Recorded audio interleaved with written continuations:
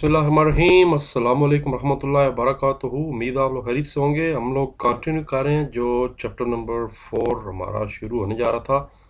Chemistry की बात हो रही है। 9th क्लास आपको पता है हमने उर्दू मीडियम वालों के लिए शुरू किए हुए और बड़ा ही इंटरेस्टिंग चैप्टर है जिसका नाम है मालिक्यूल्स की साख यानी स्ट्रक्चर ऑफ मालिक्यूल्स। पहले किताब के अंदर चलते हैं और चैप्टर नंबर 4 की शक्ल देखते हैं। ज़बरदस्त शक्ल है जी, अक्ल भी इसकी ठीक होगी। इसमें सबसे पहले तो जनाब हम ये पढ़ेंगे कि जो एटम्स हैं वो केमिकल रिएक्शंस क्यों करते हैं। केमिकल बॉन्ड क्या होता है, बॉन्डिंग क्यों बनाते हैं, क्यों एटम्स अपने आप को मुस्तहकम रखना चाहते हैं। फिर बॉन्ड्स की इकसाम कितनी है, कोवलेंट बॉन्ड क्या होता है, आयोनिक बॉन्ड्स क्या होते हैं, फिर कोवलेंट बॉन्ड की इकसाम कितनी है, फिर इंटरमॉलिक्यूलर फोर्सेस क्या होती है वो पढ़ेंगे। फिर उसके बाद आखिर में बॉन्डिंग की नोयत और उसके जो खुसूसियात यानी कैरेक्टरिस्टिक्स है वो पढ़ेंगे जो कि हमारे बेसिकली लॉन्ग क्वेश्चंस हैं। तो तरतीब में जाते हैं जैसा हमेशा रूटीन है। ये वाली वीडियो सिर्फ ऑब्जेक्टिव्स और शॉर्ट क्वेश्चन की होगी और जो दूसरी वाली वीडियो है उसमें हम लॉन्ग क्वेश्चन करने की कोशिश करेंगे इंशाल्लाह। मैं फिर हमेशा बताता हूँ कि मैं भी इंसान हूँ, मिस्टेक बिल्कुल हो सकती है। तो अगर कोई मिस्टेक हो जाए, किसी सवाल का गलत जवाब मैंने बताया हो या अगर आपको कंफर्म है कि ये एमसीक्यू सही नहीं तो उसका मुझे फिर बताया करें, हम लोग दोबारा रिकन्फर्म करके इसको चेक कर लेंगे। तो पहला एमसीक्यू है जी, एटम्स एक दूसरे के साथ रिएक्ट करते हैं। मैं स्क्रीन को थोड़ा सा बड़ा कर देता हूँ ताकि आसानी से नज़र आ जाए। एटम एक दूसरे के साथ रिएक्ट करते हैं क्योंकि वो मुस्तहकम होना चाहते हैं। ये यूनिवर्सल सिस्टम है पूरी कायनात का कि हर चीज़ अपने आप को मुस्तहकम यानी जो है ना वो स्ट्रेंथ की तरफ जाना चाहती है, अपने आप को मजबूत करना चाहती है कोई भी चीज़ है कायनात की। तो यही बात एटम भी चाहते हैं।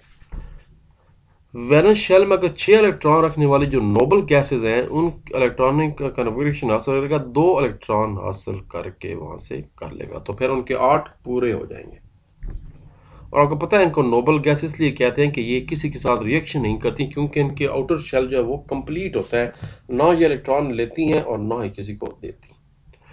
एटम्स की इलेक्ट्रॉनिक, तो फिर हम कह सकते हैं कि जो सबसे मुस्तहकम एटम्स हैं वो नोबल गैसेस के एटम होते हैं। एटम्स की इलेक्ट्रॉनिक कॉन्फ़िगरेशन को मद्देनजर रखते हुए ये बताएं कि कौन से एटॉमिक नंबर वाले एटम सबसे ज़्यादा मुस्तहकम होगा, जिसका एटॉमिक नंबर 10 होगा क्योंकि पहले शेल में 2 इलेक्ट्रॉन और आउटर शेल में 8 होंगे तो मुकम्मल हो जाएगा।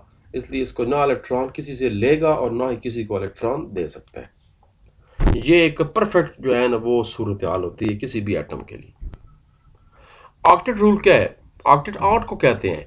ऑक्टेट रूल यही कि 8 इलेक्ट्रॉन्स का असूल जो है उसको ऑक्टेट रूल कहते हैं।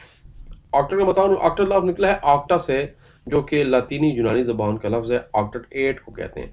एटम्स के दौरान जो इलेक्ट्रॉन्स की मुंतकिली वो आयोनिक बॉन्ड की शक्ल में होती है।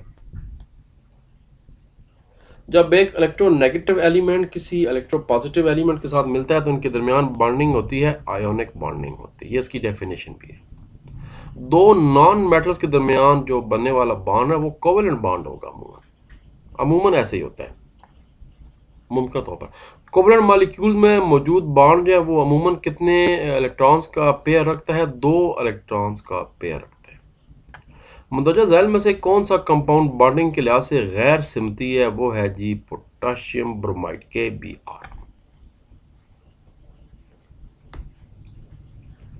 बर्फ पानी के ऊपर क्यों तैरती है, क्योंकि पानी जो है उसकी बर्फ से कसीफ है, पानी की जो डेंसिटी है वो बर्फ से ज्यादा है।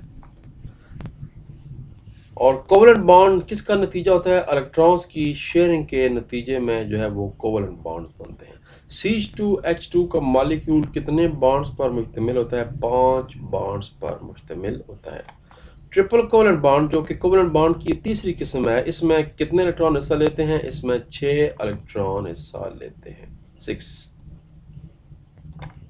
मुंदरजा झैल मॉलिक्यूल्स का कौन सा जोड़ा एक जैसे कोवेलेंट बॉन्ड पर मुश्तमिल है, C2H4 और O2, ये सारे एक जैसे कोवेलेंट बॉन्ड है।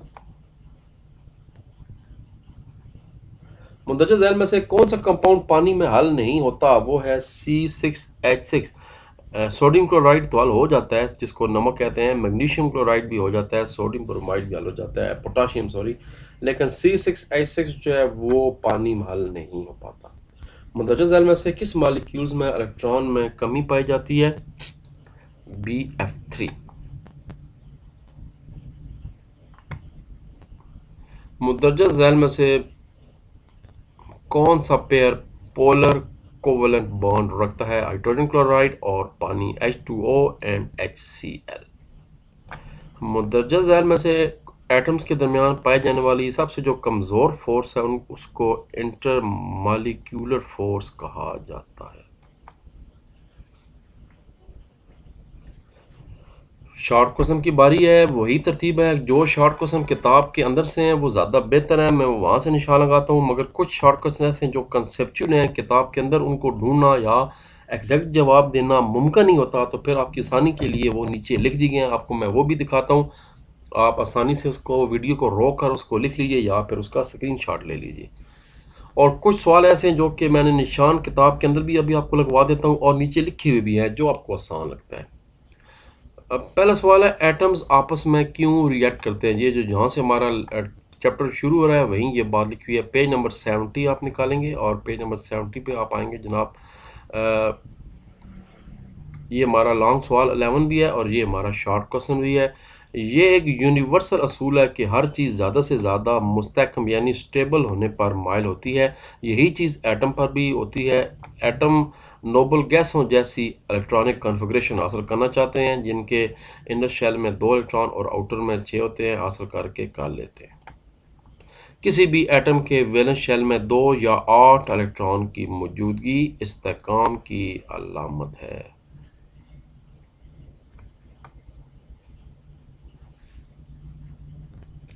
यहाँ तक बस बड़ा है, यहाँ तक काले इस्तेहकाम की अलामत है। अगला शॉर्ट क्वेश्चन भी आपका किताब के अंदर मौजूद है। एक इलेक्ट्रोनेगेटिव और एक इलेक्ट्रोपॉजिटिव एटम के दरमियान बनने वाला आयोनिक बॉन्ड क्यों होता है? पेज नंबर 72, ये जनाब पेज नंबर 71 है और हम लोग पेज नंबर 72 पे आ रहे हैं। आयोनिक बॉन्ड, ये लॉन्ग क्वेश्चन नंबर 1 भी है और ये हमारा शॉर्ट क्वेश्चन नंबर 2 भी है। ग्रुप 1 और ग्रुप 2 के जो एलिमेंट्स हैं बेसिकली मेटल्स पर मुश्तमिल हैं। वो इलेक्ट्रॉन देने का रुझान रखते हैं जिससे पॉजिटिव चार्ज वाले आयंस वजूद में आते हैं, जबकि ग्रुप 15 और 17 वाले जो एलिमेंट्स हैं वो नॉन मेटल्स हैं, वो इलेक्ट्रॉन को कबूल करने की सलाहियत रखते हैं। ये इलेक्ट्रोनेगेटिव एलिमेंट्स हैं और इनकी इलेक्ट्रॉन एफिनिटी बहुत ज़्यादा होती है। अगर इन दो मुख्तलिफ ग्रुपों के एटम्स यानी ग्रुप 1 और 2 का 15 और 17 के साथ कंबाइन कर दिया जाए, आपस में रिएक्ट कर दिया जाए, तो केमिकल बॉन्ड वजूद में आता है। ये तो फिर ऐसा केमिकल बॉन्ड जो एक एटम से दूसरे एटम में इलेक्ट्रॉन की मुकम्मल मुंतकिली के नतीजे में बनता है, आयोनिक बॉन्ड कहलाता है। इसकी एग्जांपल दे दें, सोडियम और क्लोरीन जब इकट्ठे होते हैं तो सोडियम क्लोराइड बन जाता है। इस किस्म की बॉन्डिंग की एक अच्छी मिसाल है। आयोनिक बॉन्ड की मिसाल एक पक्की याद रख लें, हर चीज़ की एक एक मिसाल। एक कोवलेंट बॉन्ड की याद रख लें, सिंगल की एक याद रख लें, डबल ट्रिपल कोवलेंट बॉन्ड, इस तरह आयोनिक बॉन्ड, आयोनिक कंपाउंड, इनकी एक एक एग्जांपल पक्की बस याद करें ताकि आपको केमिकल रिएक्शंस की आसानी हो जाए।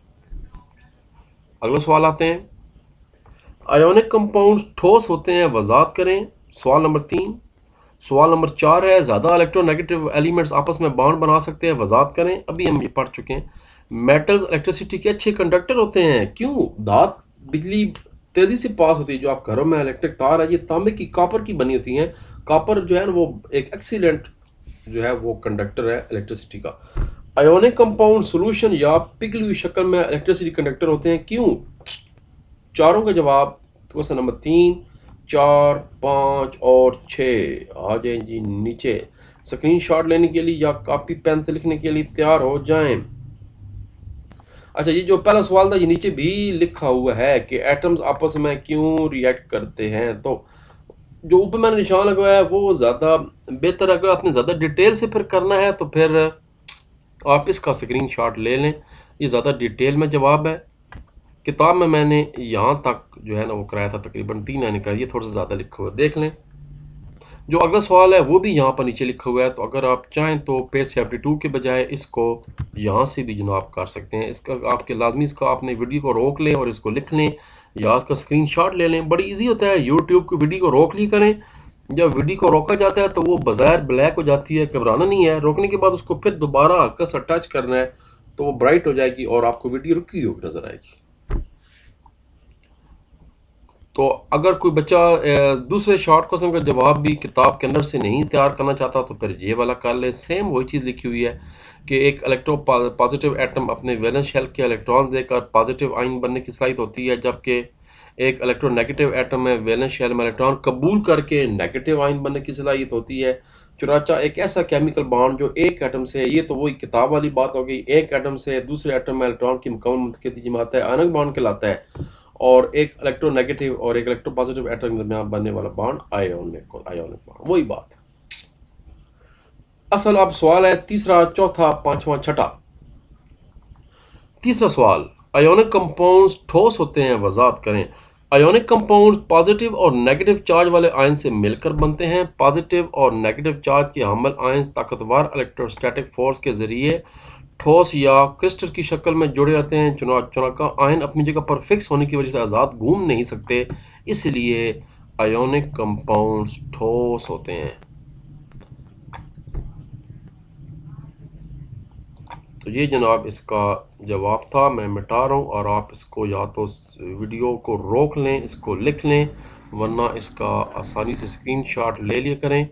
अगला सवाल है सवाल नंबर 4। ज़्यादा इलेक्ट्रो, ये सारे एक्सरसाइज में बता रहा हूँ, एक्सरसाइज है। ज़्यादा इलेक्ट्रोनेगेटिव एलिमेंट्स आपस में बॉन्ड बना सकते हैं, वजाहत करें।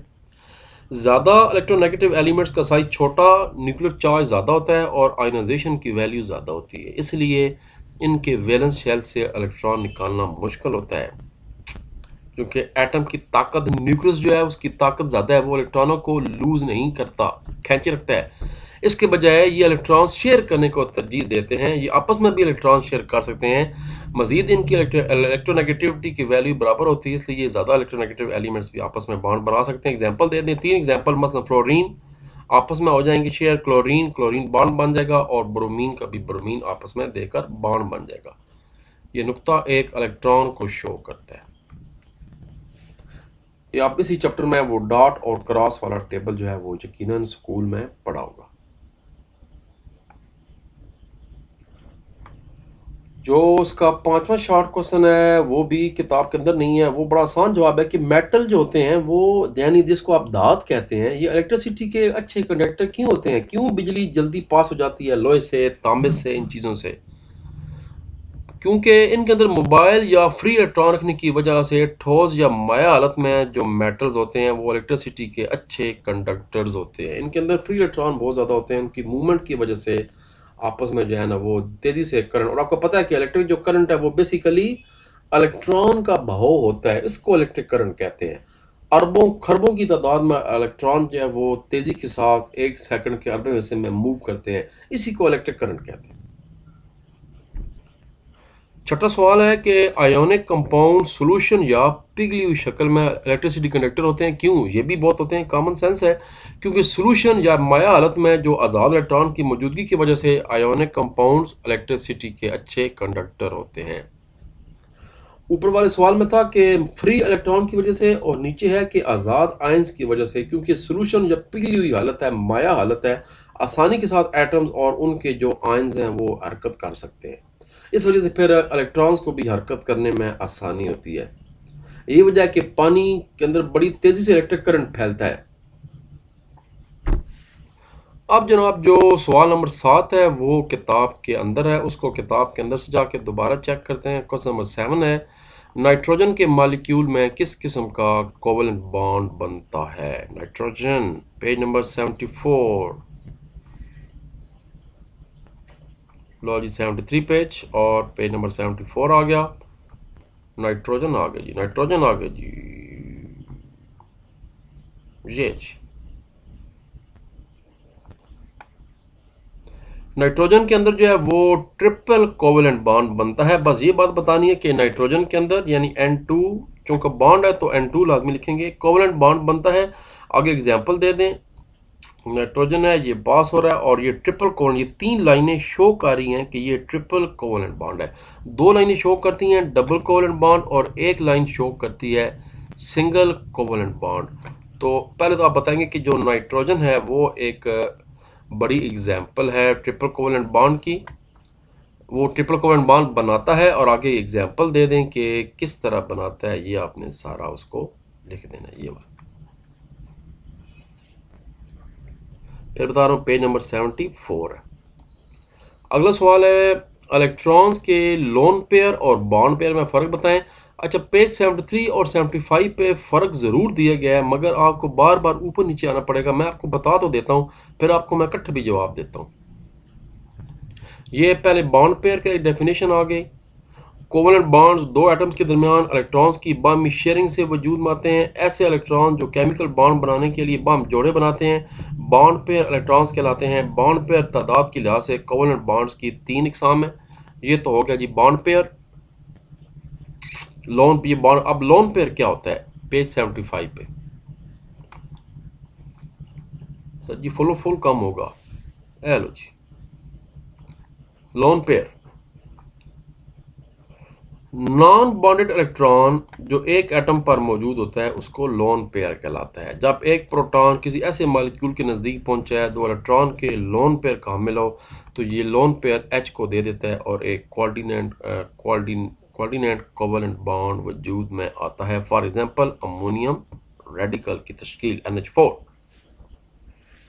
ये तो था किताब के अंदर से इसका जवाब। और अगर आपको ये जवाब थोड़ा सा पेचीदा लग रहा है तो सीधा सीधा 2 नंबर का जवाब देने के लिए जनाब आपको अंदर ले जाते हैं जहाँ लिखो हमने जवाब। हम सवाल नंबर 8 की बात कर रहे हैं।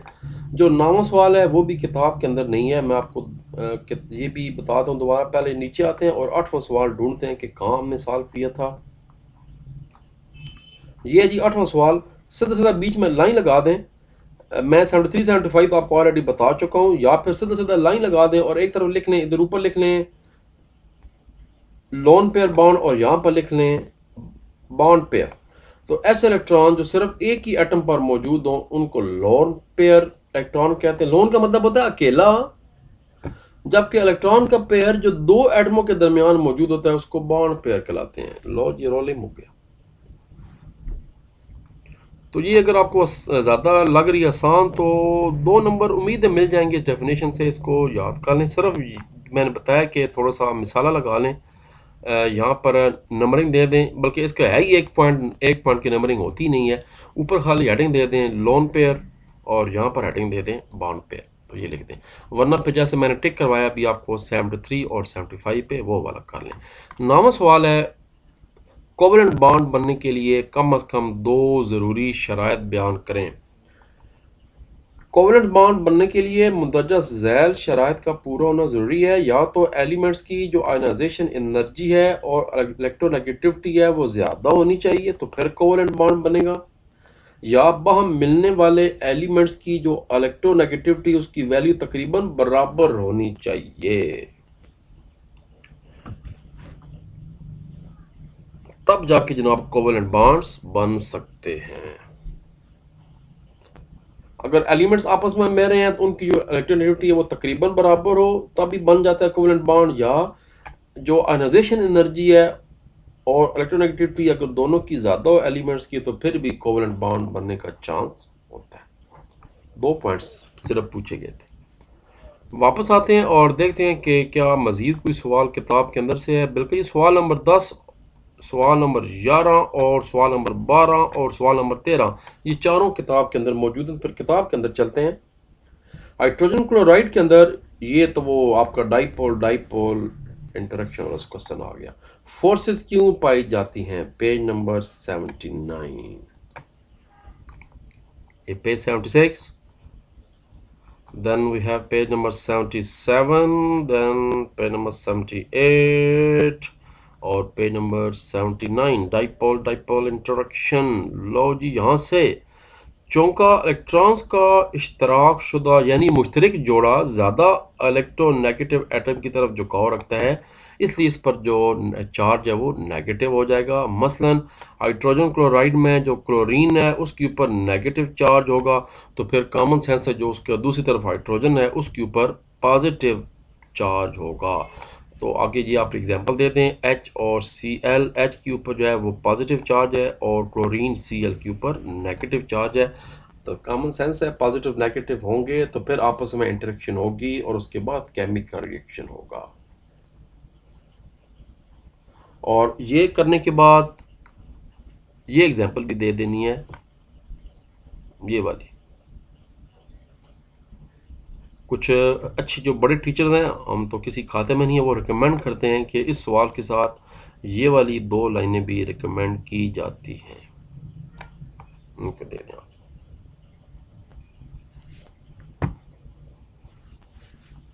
ये ICL का डायग्राम है, डाइपोल डाइपोल इंटरेक्शन HC, ये तो इसका आप हेडिंग दे देंगे HCl का डाइपोल डाइपोल इंटरेक्शन, पहले डेफिनेशन और उसके बाद इसका इंटरेक्शन। अगला सवाल भी किताब के अंदर है, पेज नंबर 74 पे, ट्रिपल कोवलेंट बॉन्ड मिसाल वजात करें। अभी हम नाइट्रोजन की बात थोड़ी देर पहले कर चुके हैं। पेज नंबर 74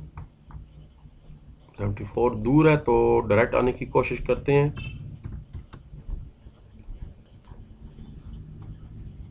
सर जी, ट्रिपल कोवलेंट बॉन्ड आ गया जब बॉन्ड्स, शॉर्टकट नंबर 14 मैंने मेंशन किए हुए हैं, जब बॉन्ड्स बनाने वाले हर एटम 3-3 इलेक्ट्रॉन फराहम करता है तो बॉन्ड्स बनने के अमल में 3 बॉन्ड पेयर हिस्सा लेते हैं।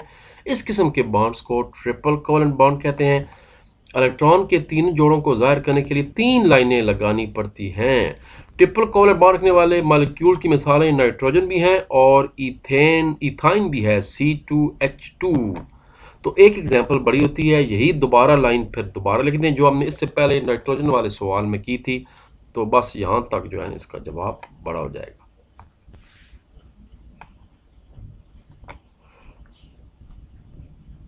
अच्छा, ये सवाल नंबर 11 था, सवाल 11 का भी यही जवाब था। ये सवाल नंबर 11 है, मैंने गलती से SQ14 लिख दिया, ये SQ11 है। मैं ठीक कर देता हूँ क्योंकि आप कहीं मिक्स ना कर दें। ये नहीं, क्योंकि जो 14 सवाल है वो इलेक्ट्रोनेगेटिविटी वाला, वो और सवाल है। सवाल नंबर 12, पोलर और नॉन पोलर कोवलेंट बॉन्ड्स में क्या फ़र्क है, दोनों की वजाहत एक एक मिसाल से दें। Page number 76। जो चीज़ किताब है उसको किताब से तैयार करें तो ज़्यादा बेहतर है। लो जी, ये देखें जनाब, SQ नंबर पेज 76 है, पोलर और नॉन पोलर कोवलेंट बॉन्ड। ये नहीं, SQ नंबर 12,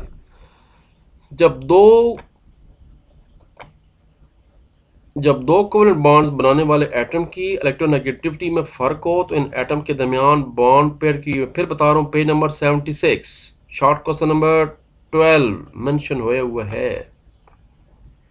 इसके 2 पार्ट्स हैं। ये शॉर्ट क्वेश्चन नंबर 12A है, यहाँ पर बताया जा रहा है कि नॉन पोलर कोवलेंट बॉन्ड क्या होता है, उसकी ये 3.5 लाइनें, और पोलर कोवलेंट बॉन्ड्स क्या होता है, ये 2.5 लाइनें। मैं पढ़ देता हूं, इसको थोड़ा सा मिटा देते हैं इसकी शोशा ताकि क्लियर हो जाए। ये नहीं जी, अब पढ़ देते हैं। वो कह रहा है कि अगर एक कोवलेंट बॉन्ड दो एक जैसे एटम के दरमियान तश्कील पाता है तो बॉन्ड पे इलेक्ट्रॉन्स का जोड़ा दोनों एटम की जानब यकसन तौर पर अट्रैक्ट करेगा। इस किस्म के बॉन्ड को नॉन पोलर कोवलेंट बॉन्ड कहते हैं। यानी एक ही एलिमेंट हाइड्रोजन है तो हाइड्रोजन के साथ, क्लोरीन है तो क्लोरीन के साथ, ये बॉन्ड इलेक्ट्रॉन पेयर के मसावी शेयरिंग की सूरत में तश्कील पाता है। ये खालिस कोवलेंट बॉन्ड भी कहलाता है। तो इसका मतलब हुआ नॉन पोलर कोवलेंट बॉन्ड को खालिस कोवलेंट बॉन्ड भी कहा जाता है। मिसाल के तौर पर HH और CL बॉन्ड का बनना। अब पोलर आ गए जी, लेकिन जब दो कोवलेंट बॉन्ड बनाने वाले एटम की इलेक्ट्रोनेगेटिविटी में फ़र्क हो तो इन एटम के दरमियान जो अट्रैक्शन होती है वो गैर मिसाल, फिर वो बराबर नहीं होगी। इसके नतीजे में पोलर कोवलेंट बॉन्ड तश्कील कर। पोलर असल में कहते हैं कुतुब को। आपको पता है ज़मीन के 2 पोलर हैं, नॉर्थ पोल और साउथ पोल है, तो फिर वो कुतुब की तरफ जो है ना वो चीज़ें जाती है मुखालफ, क्योंकि गैर मसावी है। हाइड्रोजन और क्लोरीन की इलेक्ट्रोनेगेटिविटी का जो फ़र्क है वो 1.0 है, क्योंकि क्लोरीन की इलेक्ट्रोनेगेटिविटी हाइड्रोजन से ज़्यादा है। इसलिए ये मुश्तरका इलेक्ट्रॉन्स को ज़्यादा फोर्स से अपनी तरफ खींचता है। तो फिर जी वजह के जो क्लोरीन है उस पर नेगेटिव चार्ज आ जाता है और उसके मुखालिफ फिर जो हाइड्रोजन है उस पर पॉजिटिव आ जाएगा, तो दोनों मिलकर हाइड्रोजन क्लोराइड बनाएंगे। ये इसका जवाब था। ऊपर की 3.5 लाइनें ये वाली और उसके बाद 2.5 लाइनें ये वाली। मैं इसको मिटा देता हूँ क्योंकि अगले सवालों में भी यही टॉपिक बार बार रिपीट होने जा रहे हैं, फिर मिक्सअप हो जाता है। अगले सवाल की तरफ चलते हैं। सवाल नंबर 13, एक कोवेलेंट बॉन्ड पोलर क्यों बन जाता है? चलो जी,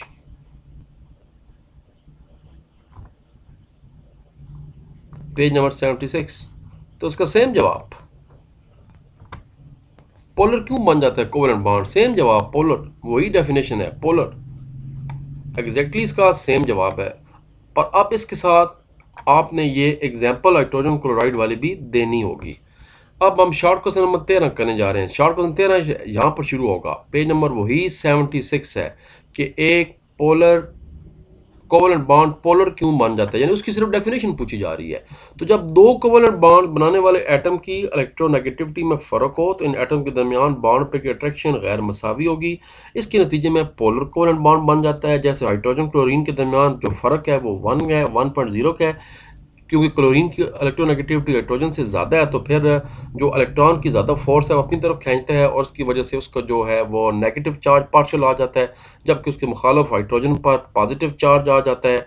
इससे दोनों बॉन्ड्स के दरमियान पोलैरिटी पैदा होती है और ये पोलर कोवेलेंट बॉन्ड कहलाता है। आगे एग्जांपल दे दें, हाइड्रोजन और उसके बाद क्लोरीन दोनों खींचेंगे, उसकी नेगेटिविटी ज़्यादा है तो ये इधर चला जाएगा और ये बन जाएगा जनाब हाइड्रोजन क्लोराइड। इसकी इलेक्ट्रोनेगेटिविटी 2.2 होती है और इसकी 3.2 होती है। दोनों में फ़र्क करें तो 1.0 और ये ऊपर हमने पढ़ा था 1.0 फ़र्क होता है ये। तो फिर जिधर ज़्यादा है वो उधर ही जाएगा इलेक्ट्रॉन। इसका ये अब जवाब आएगा पूरा, तभी मैंने SQ13 नीचे लिखा हुआ है।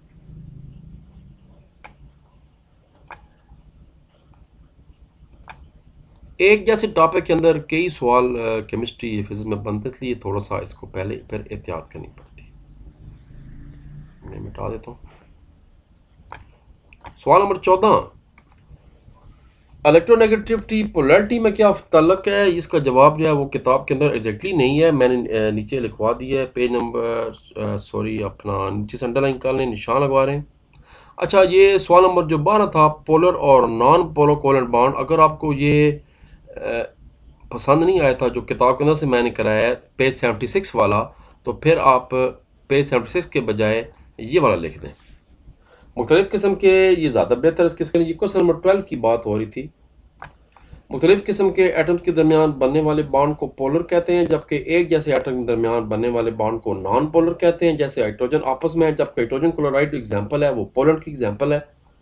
पोलर बॉन्डिंग में एक एटम पर पार्शियल नेगेटिव चार्ज होता है जबकि दूसरे पर पार्शियल नेगेटिव होता है, एक पर पॉजिटिव होता है, जबकि यहाँ पर किसी किस्म का चार्ज नहीं होता क्योंकि दोनों एक ही जैसे एटम होते हैं। अब यहाँ पर इसकी एग्जांपल आ गई HCl हाइड्रोजन क्लोराइड, इसकी एग्जांपल आ गई H×H। ये ज़्यादा बेहतर सर्च, फुल कुल नंबर मिलेंगे। तो पेज 76 के बजाय इसको यहाँ से इसका अभी स्क्रीनशॉट आप ले लें और इसको कर लें। अब बात है वापस, असल जो हमारा सवाल है 14 सवाल है कि इलेक्ट्रोनेगेटिविटी और पोलैरिटी में क्या ताल्लुक है। किसी एटम का मॉलिक्यूल में मौजूदा इश्तराक शुदा इलेक्ट्रॉन पेयर्स को अपनी तरफ अट्रैक्ट करने की सलाहियत को इलेक्ट्रोनेगेटिविटी कहते हैं, जबकि इलेक्ट्रोनेगेटिविटी की फ़र्क की वजह से अभी हम ऊपर पढ़ चुके हैं कि मॉलिक्यूल्स के ऊपर नेगेटिव या पॉजिटिव चार्ज आ जाता है, इसी चार्ज को आना पोलैरिटी कहलाती है। चलो, बॉन्डेड एटमों के दरमियान इलेक्ट्रोनेगेटिविटी का फ़र्क जितना ज़्यादा होगा वो बॉन्ड इतना ही ज़्यादा पोलर होगा। हम थोड़ी देर पहले पढ़ चुके हैं हाइड्रोजन और क्लोरीन के दरमियान जो इलेक्ट्रोनेगेटिविटी का फ़र्क है वो 1 है, उसकी 2.2 और इसकी 3.2 होती है। अगला सवाल है सवाल नंबर, अच्छा अगले सवाल सारे के सारे किताब के अंदर हैं। 15वां सवाल, 16वां सवाल, 15वां सवाल, 16 तीनों किताब के अंदर हैं और ये सीधे सीधे सवाल हैं। बर्फ़ पानी पर क्यों तैरती है? Page number 80। बर्फ़ की मर्जी, वो तो ठीक है, बर्फ़ की मर्जी है, पर क्यों? वजह क्यों मर्जी है बर्फ़ की? पेज नंबर 80 आ गया जी। बर्फ़ का पानी के ऊपर तैरना हाइड्रोजन बॉन्डिंग की वजह से है, क्योंकि 0 डिग्री सेंटीग्रेड पर जब पानी ठंडा होता है तो जो बर्फ़ की डेंसिटी है वो 0.917 हो जाती है, जबकि जो माया पानी की डेंसिटी है वो 1 ग्राम होती है। तो फिर पानी ज़्यादा डेंसिटी, ज़्यादा कसीफ है, तो फिर माया हालत में पानी के मालिक्यूल बेतरतीबी से हरकत करते हैं, लेकिन जब पानी जमता है तो इसके मालिक्यूल एक तरतीब में आ जाते हैं, इससे उन्हें एक खुली साख मिल जाती है। इस अमल में मॉलिक्यूल का दरमियानी फासला बढ़ जाता है, जिसके नतीजे में बर्फ़ की डेंसिटी पानी की निस्बत कम हो जाती है। यहाँ अपने पास लिख लें और इस तरह फिर बर्फ़ पानी के ऊपर तैरनी शुरू कर देती है। ये लाइन उसके बाद यहाँ पर दोबारा मिसाला लगा दें। अगला सवाल है, आयोनिक कंपाउंड्स की खुसूसियात बयान करें। Page number 81। अगला page 81, ionic compounds. Ionic compounds की 3 खुसूसियात हैं, उसने 2 पूछी हैं, तो जो आपको आसान लगती है 2 कर लें। आयोनिक कंपाउंड ज़्यादातर क्रिस्टलाइन यानी ठोस हालत में होते हैं, क्रिस्टल की शक्ल में होते हैं।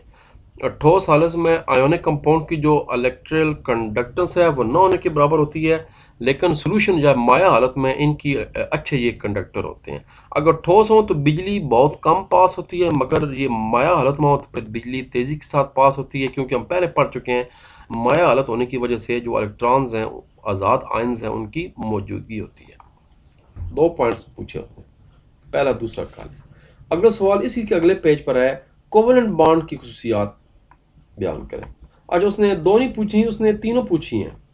लो जी फिर 3 कर लें, ये वाली भी कर लें, 1 2 और 3। अगला सवाल अगला पेज है, ये है जी, कोवेलेंट बॉन्ड्स की खुसूसियात बयान करें। ये आखिरी हमारा शॉर्ट क्वेश्चन है, पेज नंबर 82। जनाब, इनके मेल्टिंग पॉइंट्स और बॉइलिंग पॉइंट्स अमूमन कम होते हैं। ये इलेक्ट्रिसिटी के नाकस कंडक्टर होते हैं, बिजली इनमें अमूमन पास नहीं हो पाती। अमूमन जनाब ये सॉल्वेंट्स में हल होते हैं, ये अमूमन पानी में हल नहीं होते, लेकिन पानी के अलावा दीगर नॉन जो एक्वस सॉल्वेंट्स हैं उनमें, जैसे बेंजीन है, ईथर अल्कोहल है, उसमें ये अमूमन हल हो जाते हैं। बड़े मॉलिक्यूल जिनमें 3 डायमेंशनल बॉन्डिंग पाई जाती है, ये कोवेलेंट क्रिस्टल बनाते हैं जो इंतहाई मजबूत और सख्त होते हैं। इनके मेल्टिंग और बॉइलिंग पॉइंट्स बहुत ज़्यादा होते हैं। 4 पॉइंट से, लेकिन 4 के बजाय मैं रिकमेंड करता हूँ कि 3 पॉइंट्स का लें, बेहतर है पहले तीनों का लें। 2 नंबर का सवाल होता है, आसानी से मिल जाएगा। इवन फेडरल बोर्ड में भी अगर 3 नंबर का सवाल हो तो 3 पॉइंट्स इनफ होते हैं। लो जी, हमारे जनाब शॉर्ट क्वेश्चन मुकम्मल हो गए। 17 शॉर्ट क्वेश्चन थे, बड़े लंबे थे। अब बारी है लॉन्ग क्वेश्चन की। लॉन्ग क्वेश्चन सारे के सारे किताब के अंदर मौजूद हैं। तरतीब में मैं अगली वीडियो शुरू करता हूँ और आपको इंशाअल्लाह सवालात यानी लॉन्ग क्वेश्चन कराने शुरू कर देते हैं। हमारे पास चैप्टर भी मौजूद है, हम बिल्कुल आ जाते हैं चैप्टर के एक दफ़ा शुरू में, ताकि आसानी के साथ चैप्टर दोबारा कर लें। ये जो मैंने गन मन मचाया इसको साफ़ कर देते हैं।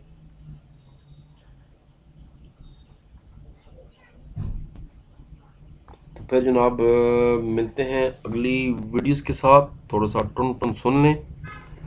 पाकिस्तान जिंदाबाद। थोड़ी देर बाद मुलाकात।